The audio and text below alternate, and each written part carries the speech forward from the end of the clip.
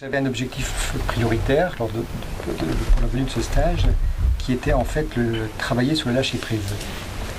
Et pour ça, il fallait que je puisse mettre en pratique et que j'intègre et que j'observe, parce que je suis aussi observateur comme tout le monde.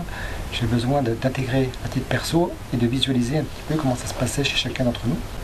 Alors, déjà soulagé parce que j'ai vu que j'étais capable de faire plein de choses, que je m'interdisais. Donc ça c'est bien. Le ridicule ne tue pas. Parce qu'il y a beaucoup de choses que je n'aurais jamais osé faire et que j'ai fait et qu'en fin de compte j'en suis pas mort.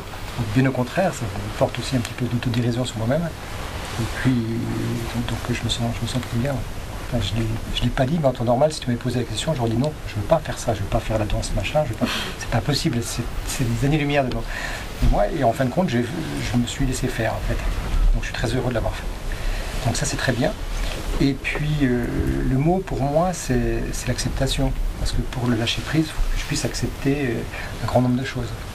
Accepter que je ne puisse pas avoir une influence sur la météo, sur tout à chacun, y compris sur un certain nombre de choses me concernant. Donc l'acceptation, c'est pour moi un mot important. Et puis au quotidien, ça va se passer comment? Je pense que ça va se passer déjà par des séquences de conscientisation, pour arriver à prendre conscience à quel moment en fait mon ego prend le pouvoir à mon insu, de manière un petit peu forte, de manière à essayer, si possible, avant, sans être perfectionniste, ce qui n'est pas mon cas, essayer en même temps d'essayer de pouvoir malgré tout anticiper un peu, parce que rattraper des choses dites, c'est bien. Ne pas les dire, c'est presque mieux. Donc je vais plutôt essayer de travailler cette prise de conscience, cette dissociation, cette observation, pour pouvoir agir intelligemment et par anticipation. Je suis arrivé il y a 3 jours avec mon bouclier, mon épée toujours prêt. Au cas où on me mettait un coup, j'étais là prêt à le recevoir, jamais pour attaquer, mais toujours prêt à me défendre au cas où. Alors que j'ai essayé de baisser tout doucement la garde et j'ai vu et j'ai appris à recevoir un regard, un geste, une attention.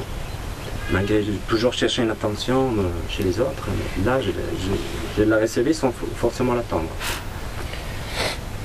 Après j'ai toujours cru être spécial, unique, un super-héros ou même nul, personne à la fois.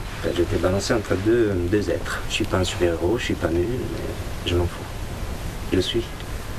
Et c'est bien d'être. C'est bien d'être. L'ego, je savais très bien ce que c'était, mais j'oublie avec les années. Donc je ne savais plus ce que j'avais. J'attendais de venir ici, et changer, partir, changer. Alors que je ne suis pas changé, mais j'ai quelques outils peut-être. Aussi un regard extérieur de moi-même. J'ai apprécié vachement ce stage et aussi l'échange que j'ai pu avoir avec chacun d'entre vous. Je vois des gens tous les jours, par téléphone, je les vois tout le temps des gens. Mais j'ai toujours une barrière et je suis toujours dans l'attaque et jamais dans la réception de l'autre, de moi-même aussi.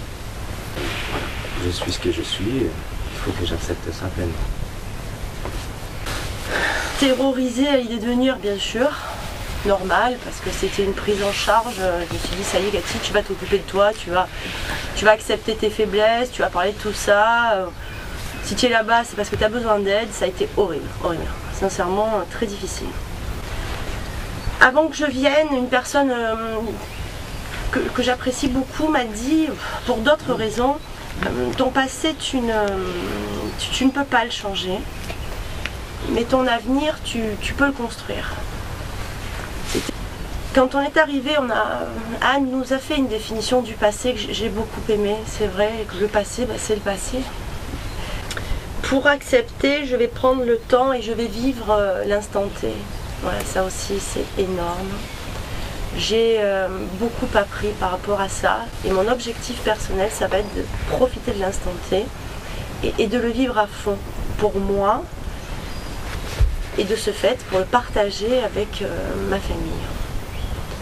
Je suis dans la normalité, qui ne sera plus la normalité, quelqu'un de très critique, qui porte énormément de jugement sur les gens. J'ai toujours, voilà, tac, c'est fait, ça y est, voilà, en 10 minutes c'est fait. Je suis très fière de moi, je ne sais pas si c'est l'ego, vous allez me dire, Je n'ai pas porté de jugement sur aucun de vous et c'est énorme.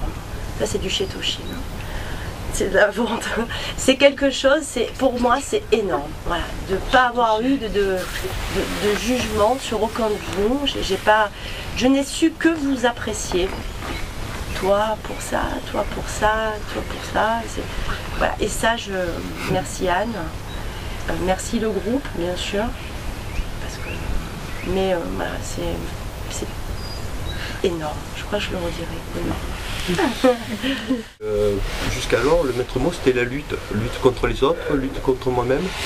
Et je me suis aperçu que les choses étaient si simples et que comme toujours, ce qui était si simple s'expliquait très bien. Et ce qui m'a le plus frappé, c'est de voir les autres, non pas sur ce qu'ils avaient à dire, mais sur la projection que je pouvais faire avec les gens de mon entourage qui seraient là au stage, les gens que je n'apprécie pas, parce que c'est ça aussi, quand on ne s'aime pas, on n'aime pas les autres, mais voilà, on est tous pareils, effectivement, on est tous, on constitue l'océan, et j'en viens même à, parce que cette personne-là, elle est matérialisée, mais j'en viens même à évoquer la possibilité, voilà, de le prendre dans les bras. Ce stage, j'ai le sentiment qu'il a beaucoup m'apporté. Et les deux mots que je retiendrai, c'est acceptation, accepter soi-même, accepter les autres, c'est pas très original, mais c'est pas grave. Et accueillir, moi ça, c'est le mot, c'est une découverte. Et pourtant, et comme toutes les choses qui portent, je pense elles sont tout près de nous en fait. Pas besoin d'aller à Katmandou, voilà, pour trouver. Et le geste que je vais faire, c'est tous les jours. Je vais serrer dans les bras ma chérie, parce que ça, on m'a pas appris à le faire, je sais pas le faire.